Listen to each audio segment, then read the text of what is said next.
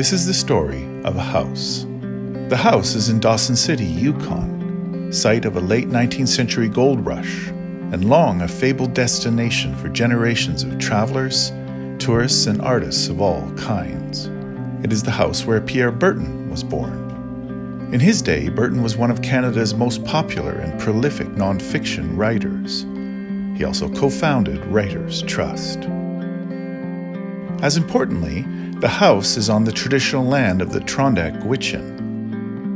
The Gwich'in have lived in this beautiful place for tens of thousands of years. Dawson is a literary destination. Within a block of Berton House is the house where Jack London lived, and that of Robert Service. But that activity was all more than a century ago.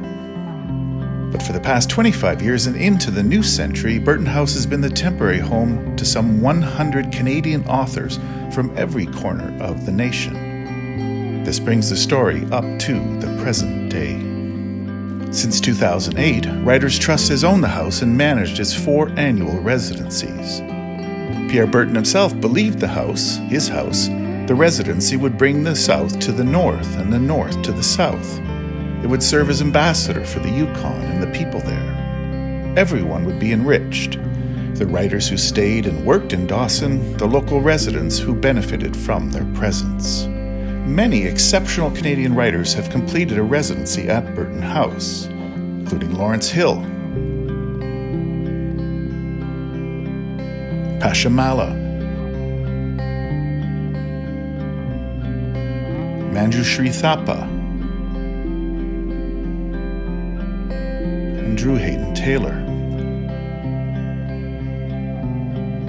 They have started and completed books there, some about the Yukon and the North. They've also participated in literary events throughout the territory, visited schools and libraries, gone hiking and mushing, and traveled to the Arctic Circle.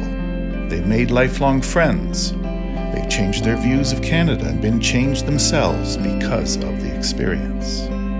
But time and weather are hard on houses in Dawson, and Writers' Trust has long been wanting to make Berton House more directly connected to the community, especially to the Gwich'in, who welcome the chance to meet writers from the South while also expressing a desire to have more Indigenous authors spend time in their territory. In fall 2021, with Berton House still closed due to COVID, our executive director visited the house and the Yukon. He stayed in Berton House.